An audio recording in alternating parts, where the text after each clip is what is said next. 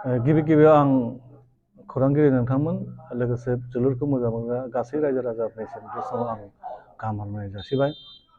फैगौ 16 नभेम्बर 2023 बृहस्पतिबार सानखालि बतझर हालामनि सिङाव थानाय काजिगाव एसएनबि स्टेडियामावहाय आइजोफोरनि मोनसे फुटबल बादायलायनाय मोनसे साखाफारा खालामगासिनो दङ। खारन दा बर्थमान बतझर हालामनि सिङाव थानाय काजिगावनि एसएनबि स्टेडियामावहाय एसपिएलनि मोनसे खेला जागासिनो दं। नाथायबा दा जाबाय थागासिनो दं, खिन्थु गेजेरावहाय गोबाव सम गेप थानाय जायो। फैगौ फिन खेलाया जाफिनगोन, ब्रैथि खेलाया। दा बेनिखायनो गेजेराव गोबाव सम बे गेप थानायखाय गेजेराव जोङो 16 नभेम्बर 2023 बृहस्पतिबार सानखालि बतझर हालामनि सिङाव थानाय बे एसएनबि स्टेडियामावनो मोनसे आइजोफोरनि मोनसे फुटबल कम्पिटिसन जों फाथिनो थाखाय साखाफारा खालामदों। दा बे खेलायावहाय आसामनि वमेन फुटबल टीम आरो क'क्राझारनि वमेन फुटबल टीमनि गेजेराव बे जागोन। बेनिखायनो गासै ओनसोलनि रायजो राजाफोरखौ बै सानखालि फैनानै लैहोर लैहोर फैनानै नायफैनो थाखाय गुरै खावलायनाय जाबाय।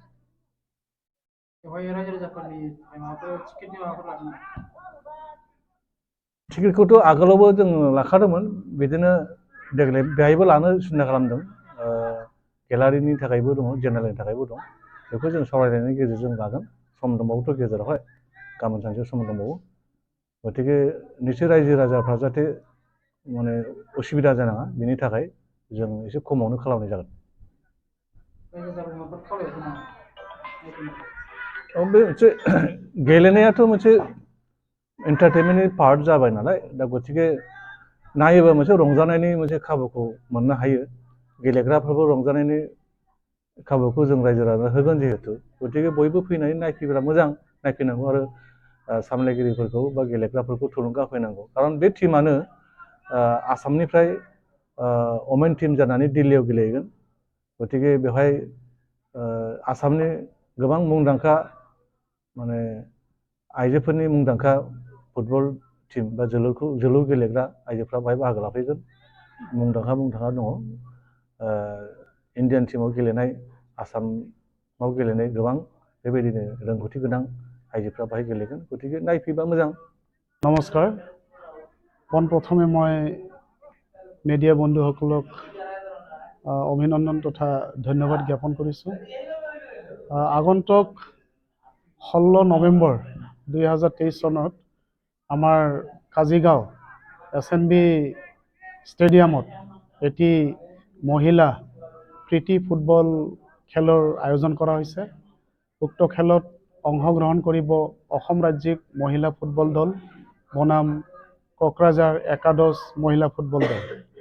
তো গতিকে উক্ত খেলখন যাতে সমূহ পৰ্বতজোৰা বাকী ফুটবল প্ৰেমী ৰাইজে যাতে দলে বলে আহি পেলাই উপভোগ কৰে, তাৰ কাৰণে আমি অৰ্গানাইজিং কমিটিৰ তৰফৰ পৰা সকলোকে বিনম্ৰভাৱে মানে অনুৰোধ জনাইছোঁ, যাতে সকলোৱে আহি পেলাই যাতে আমাৰ অসম ৰাজ্যিক মহিলা ফুটবল দলটোক এই দলটোক মানে আমাৰ অসমৰ ৰাজ্যিক দল হিচাপে মানে সমূহ অসমৰ বিভিন্ন ঠাইৰ পৰা সিলেকশ্যন কৰি পেলাই মানে এখেতসকলক অলৰেডি মানে অসম ৰাজ্যিক দল হিচাপে নিৰ্বাচন কৰা হৈছে। তো গতিকে আমি সকলোৱে যাতে এখেতসকলক মানে আমি সঁহাৰি জনাওঁ, তাৰ কাৰণে মই সমূহ ফুটবলক ভাল পোৱা অৰ্থাৎ ফুটবল প্ৰেমী ৰাইজক মই অনুৰোধ জনাম যাতে দলে বলে আহি পেলাই মানে এখেতসকলক যাতে সহায় সহযোগিতা আগবঢ়ায় আৰু যাতে এখেতসকলক আশীৰ্বাদ জনায়। এইখিনি পৰ্বতজোৰাবাসী ৰাইজক মই এইখিনিয়ে অনুৰোধ জনাম যাতে সকলোৱে দলে বলে আহি পেলাই উক্ত ফুটবল খেলখন যাতে উপভোগ কৰে। তাৰ লগতে আমাৰ এই অঞ্চলত যাতে সুন্দৰ এটা মহিলা ফুটবল দল যাতে আমি গঠন কৰিব পাৰোঁ আৰু উক্ত খেলৰ দ্বাৰাই নিশ্চয় আমাৰ পৰ্বতজোৰা আমাৰ উঠি অহা মহিলাসকলে মানে ভাল এটা খেল আহৰণ কৰিব পাৰিব, এইখিনিও মই আশা ৰাখিলোঁ। টিকটৰটো আমি লামচাম এটা ব্যৱস্থা কৰিছোঁ, কাৰণ আজি টিকট যদি নলওঁ ইয়াত খেলৰ কোনো ডিচিপ্লিন নাথাকে আৰু যিহেতু টেণ্টেটিভ আমাৰ ইয়াত খৰচ আছে, খোৱা লোৱাৰ পৰা আৰম্ভ কৰি ট্ৰেন্সপৰ্টেশ্যন প্লাছ ইকমেণ্ডেশ্যন তেনেকৈ আমাৰ বহুত খৰচ আছে। এই খৰচবিলাক বেয়াৰ কৰাৰ কাৰণে আমি সমূহ পৰ্বতজোৰাবাসী ফুটবল প্ৰেমী ৰাইজৰ পৰা লামচাম এটা টিকেটৰ আমি মানে ব্যৱস্থা কৰিছোঁ। सना रुफा आरो हिरानि जुवेलारि गाननो मोजां मोनग्रा सुबुंफोरनि थाखाय गोजोनथाव खौरां। दासान्दि फुजा बोथोरखाय खम बेसेनाव फानगासिनो MSCB जुवेलार्सआव सना रुफा आरो हिरानि समायना रमायना जोंख्लाबनाय जुवेलारिज। MSCB जुवेलार्सआव मोननो हागोन राजकोट जुवेलारि, कास्टिं जुवेलारि, कलकाता जुवेलारि, मेसिनजों बानायनाय जुवेलारि आरो आखाइजों बानायनाय जुवेलारि। लोगोसेनो हाबा हुखायाव गाननो थाखाय सना आरो हिरानि समायना जुवेलारिसफोरखौबो मोननो हागोन। MSCB जुवेलार्सआनो दं क'क्राझार सहरजों नांजाबनाय क'क्राझार रेल गेटनि साखाथि वार्ड नं 5 बिबेकानन्द फर्टआव। MSCB जुवेलार्सजों थोंजोङै जगाजग खालामनोबो हागोन 9954273079 जानबुं अनजिमायाव।